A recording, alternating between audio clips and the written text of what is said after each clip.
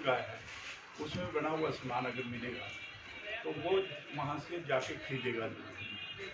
अब जितने लोग आते होंगे तो यहाँ जब है तो ये लोकल की तो और ठीक है जब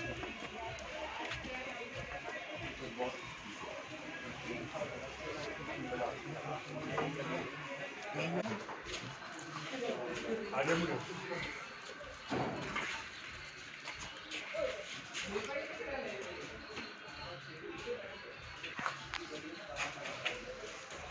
और क्या हाल है भाई?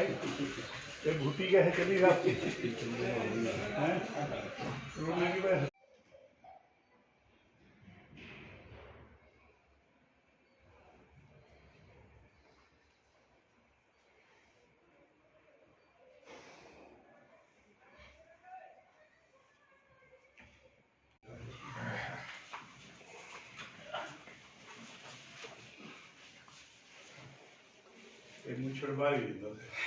ठीक है, क्योंकि कोरोना की वजह से एक तो मंदिर बंद थे और आज मैं सुबह माता के दर्शन करता हूँ तो आज मैं फिर जाके ऊपर कुछ लोग भी मिले।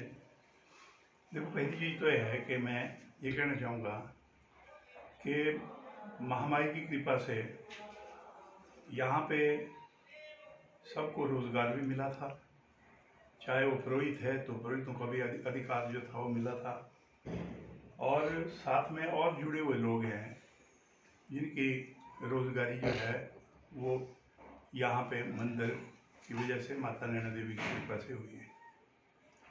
लेकिन आज परिस्थितियाँ ऐसी बन गई है कि कोरोना की वजह से कुछ ऐसे फैसले हो रहे हैं जो फैसले बदले जा सकते थे, वो फैसले ढील देके लोगों को रोज़गार दोबारा से मिल सकता था। लेकिन एडमिनिस्ट्रेशन ने एक ही बात कर दी है कि भाई नहीं, लंगर है तो बंद। यहाँ पे कर्मचारी रिटायर हो गए 10-12, उनकी जगह जो है खाली पड़ी हुई है। यहाँ पे अधिकारी नहीं है, तहसीलदार स्वारघाट है जिनके पास टेम्पल ऑफिस का जो चार्ज है टेम्पल का उनके पास है। अब आप ये लगा लें कि स्वारघाट का जो तहसीलदार है उन्हीं के पास मंदिर के जो है ना टेम्पल ऑफिसर का चार्ज भी है।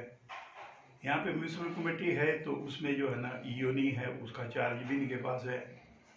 स्वारघाट में एसडीएम नहीं है तो एसडीएम का चार्ज भी उनके पास है। अब आप ही बताएं कि 6 अलग अलग अगर कोई ड्यूटियाँ हैं ऑफिसर की, जहाँ 6 ऑफिसर होने चाहिए थे, वहाँ पे नैना देवी में केवल मात्र एक तहसीलदार साहब हैं और वो जुड़े हुए नैना देवी माता के ट्रस्ट से। और मैं ये भी कहना चाहूँगा कि यहाँ पे जो हो रहा है वो भगवान ही रुखाड़ा है, माता नैना देवी रुखाड़ी है। यहाँ पे कुछ लोग हैं वो अपनी मनमर्जी से जो काम चला रखे हैं। पिछले समय से अभी तक जो है कोई टेम्पल ट्रस्ट से कोई काम जो पुराने भी चले हुए थे वो भी बंद पड़े हैं। और मैं ये भी कहना चाहूँगा कि जो टेम्पल से हमारा एक यहाँ पे सीनियर सेकेंडरी स्कूल चलता है, तो वो जो सीनियर सेकेंडरी स्कूल है उसमें 13 पोस्टें खाली पड़ी हुई है।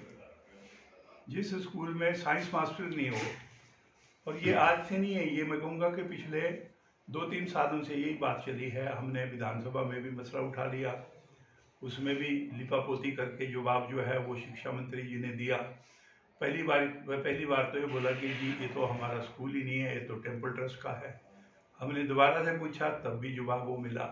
अब आप ये बताएं कि भाई जो स्कूल है या तो बंद कर दो इन स्कूलों को, यहाँ पे जो बच्चे पढ़ रहे हैं इन बच्चों का क्या हाल होगा, उनका जो है वो शिक्षा का क्या स्तर होगा जिस स्कूल में 13 पोस्टें खाली पड़ी हुई है। और साथ में संस्कृत कॉलेज है, हिमाचल प्रदेश में सबसे अच्छा कॉलेज माना जाता है माता नैना देवी के वहाँ पे, क्योंकि जब ये ट्रस्ट में नहीं था तो उससे पहले से ये कॉलेज नैना देवी जी का कॉलेज चला हुआ था।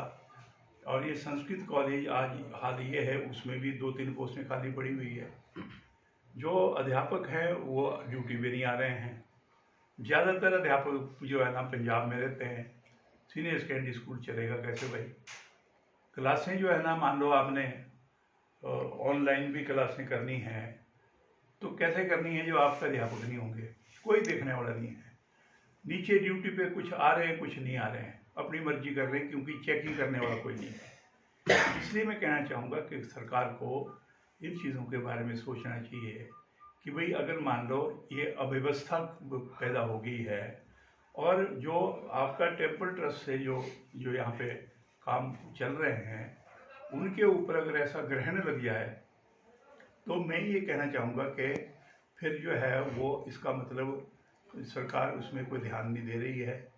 अधिकारी भी अपनी ड्यूटी कर रहे हैं तो वो उतनी ही कर रहे हैं कि बस ठीक है जी, जब है ही नहीं, अधिकारी नहीं है तो एक ही के पास सारे चार्ज दे रखे हैं, तो ये कहूँगा ये चीज़ें जो है ना वो ठीक नहीं है। मैं इसके बारे में दोबारा से मुख्यमंत्री को लिख रहा हूँ। पुराने जो क्वेश्चन किए थे मैंने विधानसभा में, उनकी कॉपियाँ भी भेजूँगा।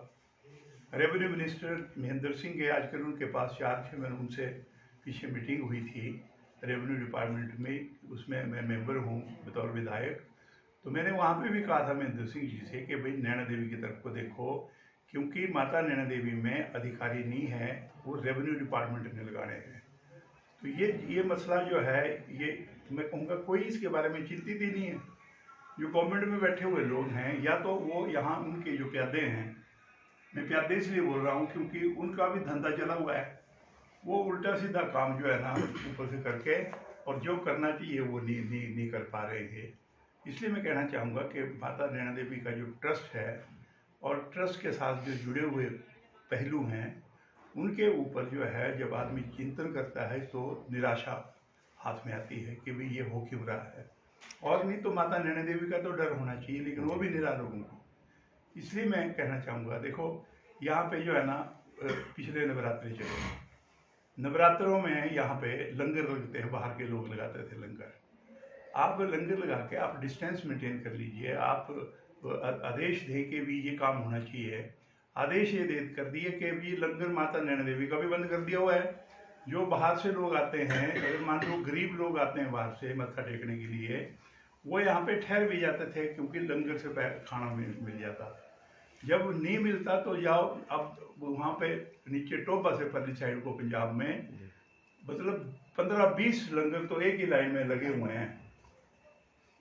वहाँ पे तो कोरोना है नहीं, और गुरुद्वारों के भी लंगर लगे हुए हैं नीचे गुरुद्वारे में, लोग वहाँ पे जा रहे हैं, वहाँ खा रहे हैं। नैना देवी में कोई ठहरना नहीं चाहता, इसलिए नहीं ठहरना चाहता क्योंकि अधिकारियों ने एक ही बात कर दी है कि जी कोरोना कोरोना कोरोना की वजह से जो है ना वो सारे काम बंद करके रखे हुए हैं। यहाँ पे लंगर भी बंद हो गए, सारा कुछ बंद हो गया। तो मेरे को बताओ कि कौन आएगा फिर वहाँ पे माता की मत्था टेकने? जो आएगा आएंगे जल्दी आएंगे और भागेंगे यहाँ से। इसलिए भागेंगे क्योंकि जो इनको जो यहाँ पे सहूलियत मिलनी चाहिए वो सहूलियत नहीं मिल पा रही है। ये इसलिए मैं इस इशू को उठाने के लिए मैंने आपसे निवेदन किया था।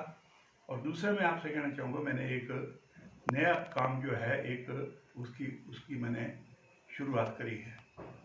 शुरुआत ये करी है कि भाई आज ये जो कोरोना फैला हुआ है या साथ में जो नशा खोरी ज़्यादा हो रही है, उसके ऊपर जो है हमने एक कैंपेन चलाई है।